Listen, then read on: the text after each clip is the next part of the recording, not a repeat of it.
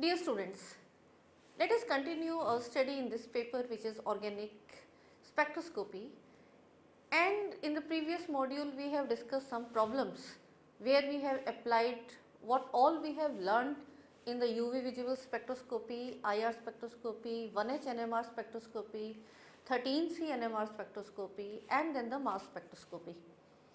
And in this module also we will solve some questions and problems where we will try to elucidate the structure of the given organic compound based on the spectral data.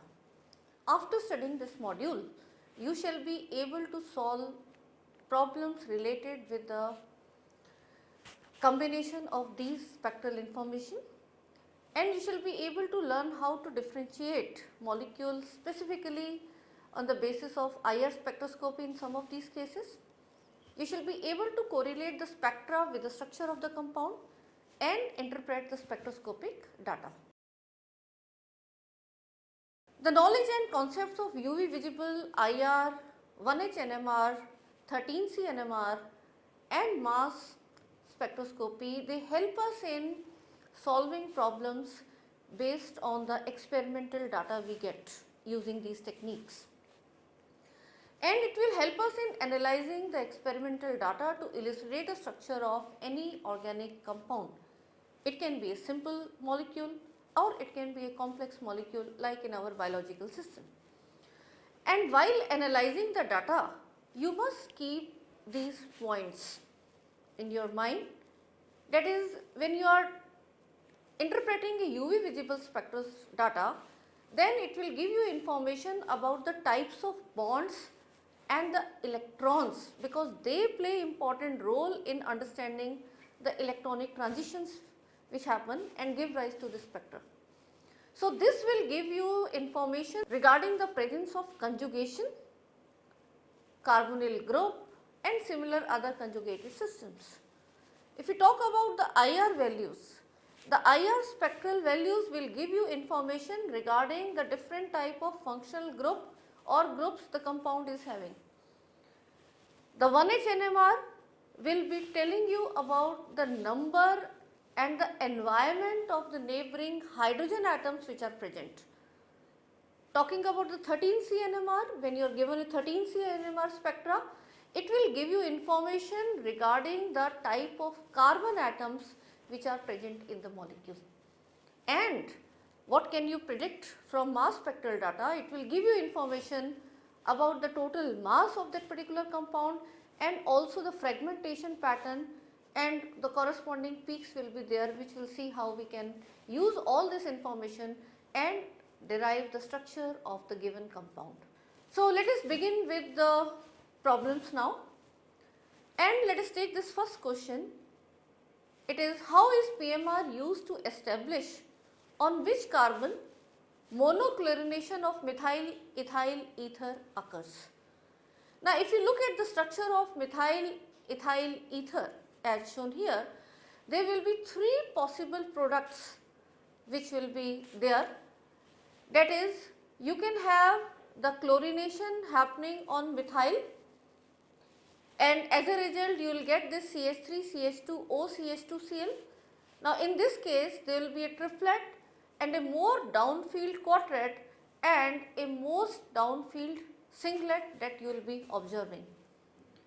If the chlorination happens on the CH2 of ethyl group in this ether, then you get this particular product, and in this case there will be a doublet for CH3, there will be a quartet downfield for this H joined to the carbon which is further joined to Cl, and there will be a singlet for this methyl. If the product formation happens by the replacement of hydrogen of methyl of ethyl, then you get this particular product which is Cl, CH2, CH2O, CH3, and in this case there will be a singlet and two triplets, and obviously you can see the singlet will be for this particular methyl and the two triplets will be, one will be T1 for this CH2 and the other will be T2 for this particular CH2, and their downfield order will be T1 will be less than further S and then T2. Coming to the next question. The question is find the structure of an unknown compound of molecular formula C9H12.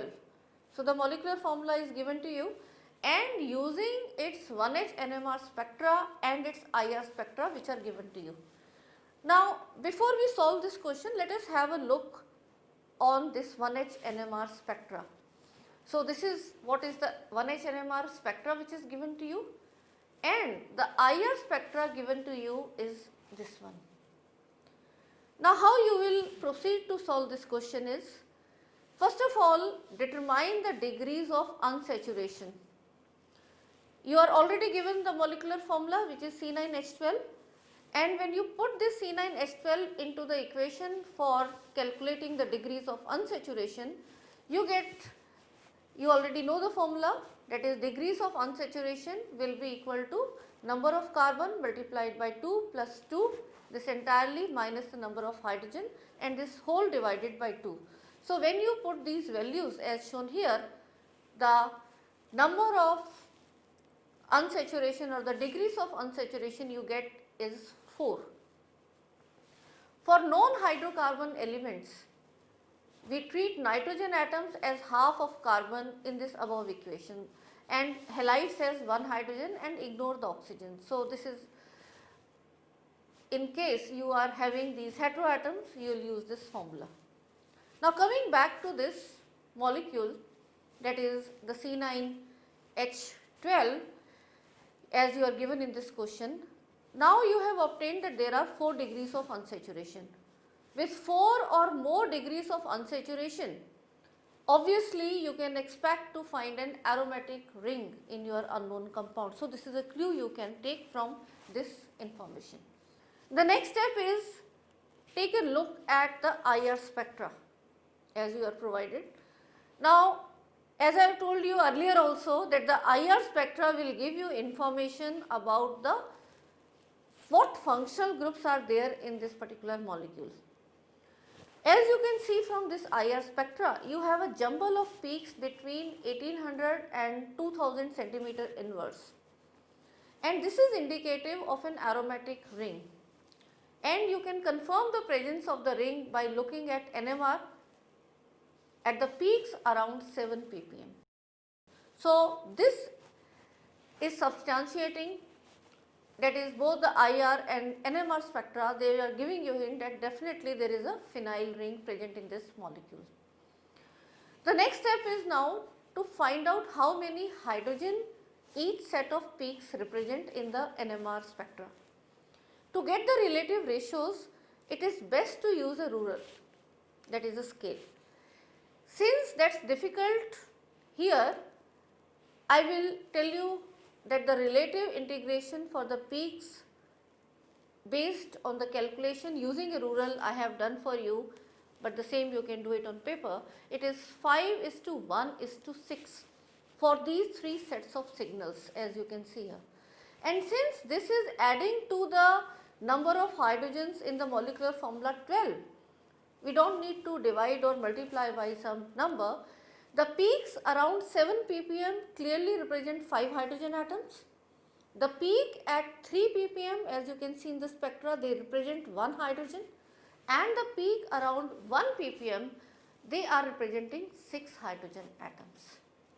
So, this is what information you will derive by taking out the relative integration for the peaks from the NMR spectra. That is the next step. To find the compound fragments, first you notice the benzene peaks at around 7 ppm, and this piece of information you have already identified from the IR spectra, and we have seen this integrates for 5 hydrogen. So, from this integration value you will come to know that benzene ring is substituted exactly only at one place, that is once, since one of the ring hydrogen must be replaced by a substituent. So, now we can write this fragment which is C6H5, and there is one attachment that we have to further join to get the entire structure. Moving further, now take the molecular formula and subtract out this C6H5. The benzene substituent C6H5, once you have subtracted, what you get from C9H12 is C3H7.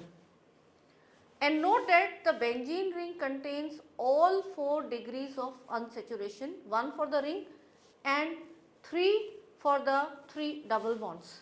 So this means there is no more rings or no more double or triple bonds that you have to place. So C3H7 is what you are left with to join.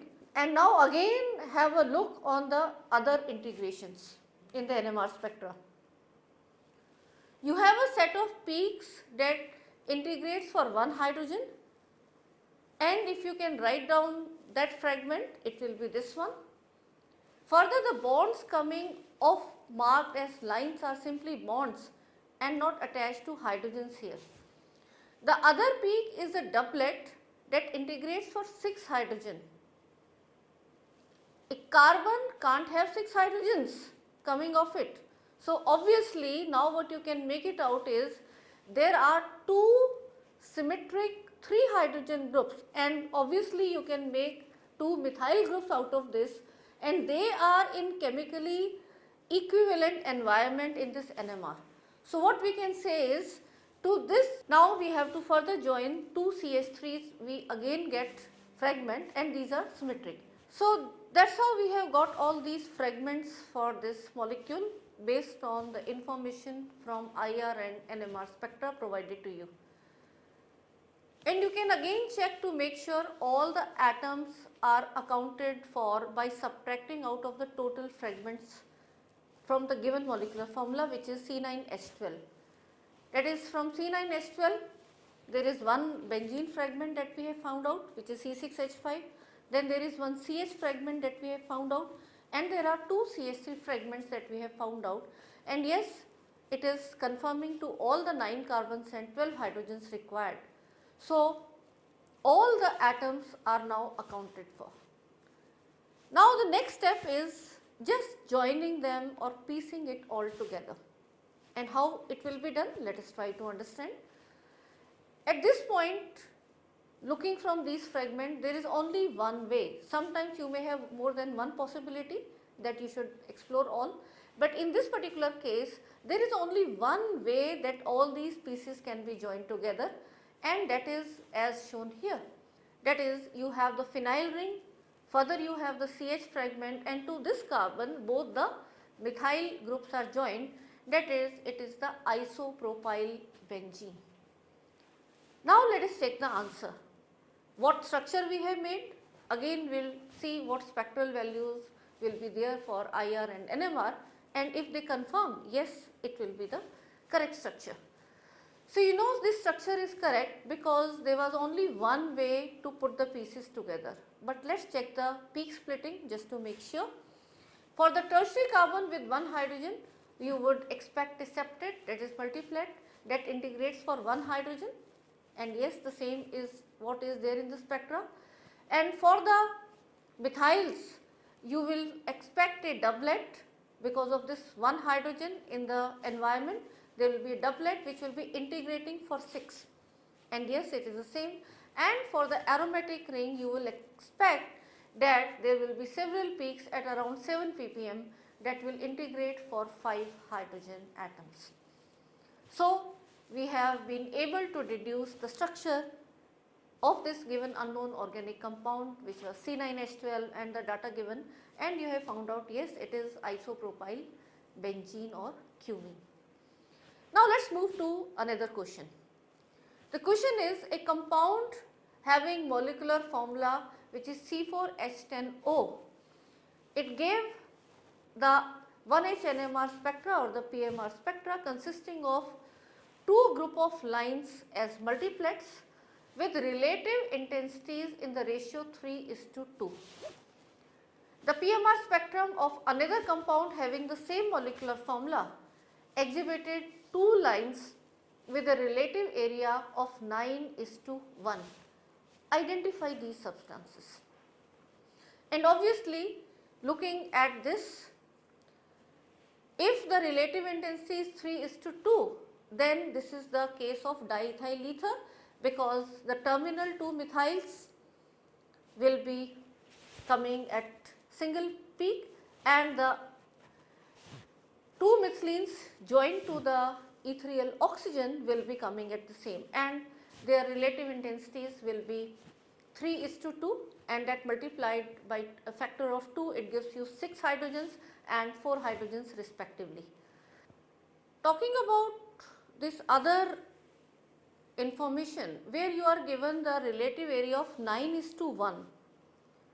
Now this will correspond to the tertiary butyl alcohol, and as you can look in the structure of tertiary butyl alcohol, the area of 1 will correspond to the hydrogen attached to oxygen, and the relative area of 9 will be corresponding to these 9 hydrogens which are in these 3 methyls in the tertiary butyl group. So that's how out of the given molecular formula C4H10O, one information you are provided is for diethyl ether where the relative ratio is 3:2 in PMR spectra, and the other information is about the compound tertiary butyl alcohol where the relative area is given to you as 9:1. Now let us move to the next question. The next question given to you is the PMR spectra of dimethyl formamide. It shows two signals, one at 2.84 and another at 3.0 delta for the methyl protons at room temperature, but a single sharp line appears at higher temperature around 165 degrees centigrade. Now you have to justify this why, and the explanation will go like this. At room temperature, the lone pair of electrons on the nitrogen atom, they increase sufficiently the double bond character of the CN bond to restrict its rotation at room temperature, and the spectrometer senses two different methyl groups, that is cis and trans, with respect to the single hydrogen on other side. But at elevated temperature, the rotation around the CN bond is so rapid that each methyl group experiences the same time average environment, and that is the reason why that at higher temperatures you will have a single sharp line, but at lower temperature you get two signals, 2.84 and 3 for the dimethyl formamide. Moving to the next question, you are provided with this spectra and you have to identify the unknown compound based on this spectral information, and you can see here the molecular ion peak is 88 mass units in this mass spectra which is provided to you, and furthermore you are also provided this IR spectra where you are given all these peaks. You can notice there is a CO stretch, there is a saturated CH stretch, there is a carbonyl band, and also you are provided with this 13C spectra where you are getting these peaks for aliphatic carbon next to some electronegative atom that you can see, and the carbonyl carbon at these specific positions. You are also provided with this 1H NMR spectra, and here you can notice one triplet, one singlet and one quadret, and the relative integration values are 2:3:3. So based on all this information you have to construct or elucidate the structure of the unknown organic compound. Let us see how we will be solving this question. First of all, let us carry out the mass spectra analysis. The integral molecular weight of the unknown compound is given to be 88. This we can clearly see from the molecular ion peak. And because this is an even number, we can interpret that the compound either has no nitrogen atoms or it has even number of nitrogen atoms.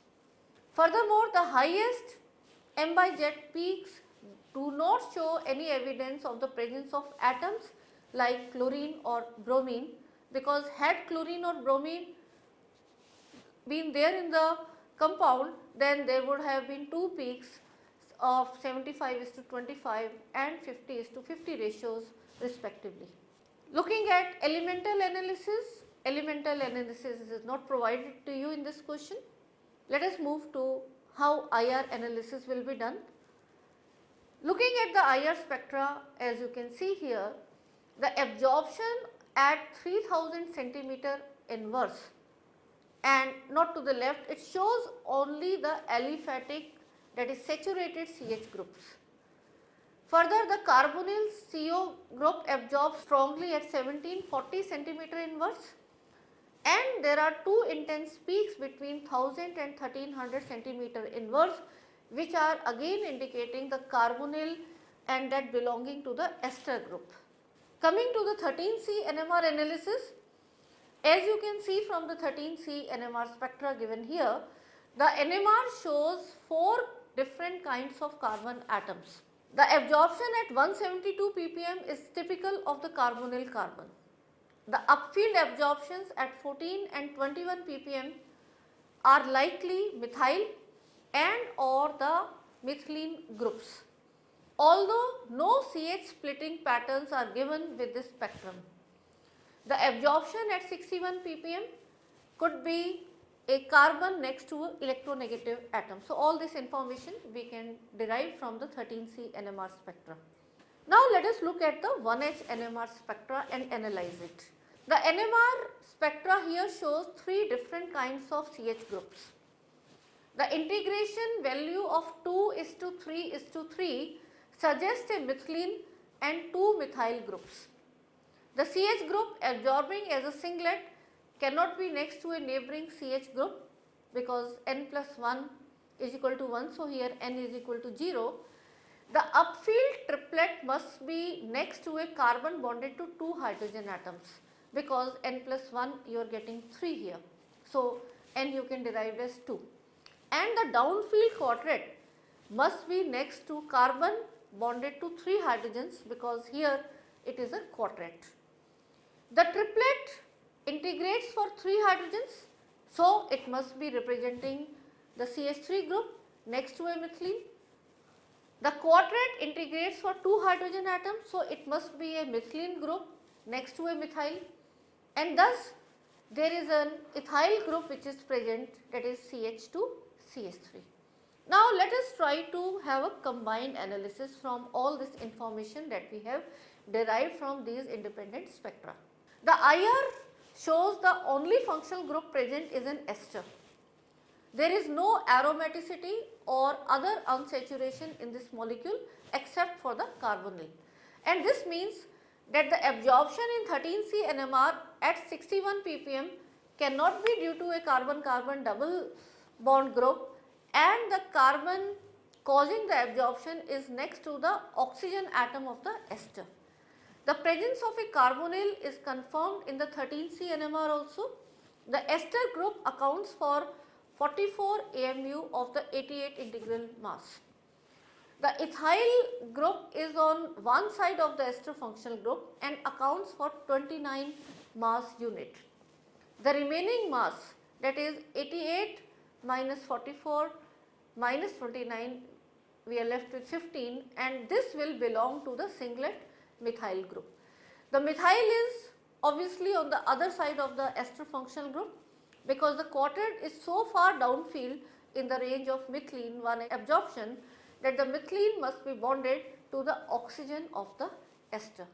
So, if we try to identify based on all this information, we find that this is the ethyl acetate molecule.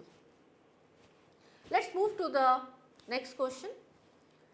The question is, biphenyl exhibits a very intense absorption band epsilon maximum at 19,000 at 250 nm, but its 2,2 derivative shows absorption almost similar to orthogylene, that is lambda max 262 and epsilon max 270. Now, how will you explain this? The explanation goes like this. Since the angle of twist in biphenyl is small, therefore conjugation between the rings is not affected. Biphenyl thus shows a very intense absorption band at 250 nm, that is the K band, and the 2,2-dimethyl biphenyl with methyl substituents in ortho positions, however, is more stable in the twisted conformations as compared to biphenyl, and it suffers serious non-bonded compression from the juxtaposed substituents.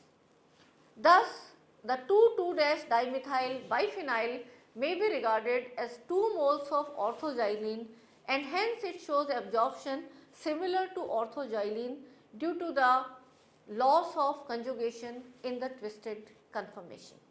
Dear students, let us now summarize what we have learnt in this module. In this module, we have discussed some problems based on the information that we have got from single spectra or two spectra or multiple spectra. And what are these spectra that we have seen? They are UV, IR, 1H NMR, 13C NMR and mass. So, based on combinations of the information that we get from each of these individual spectra, we are able to derive the structure.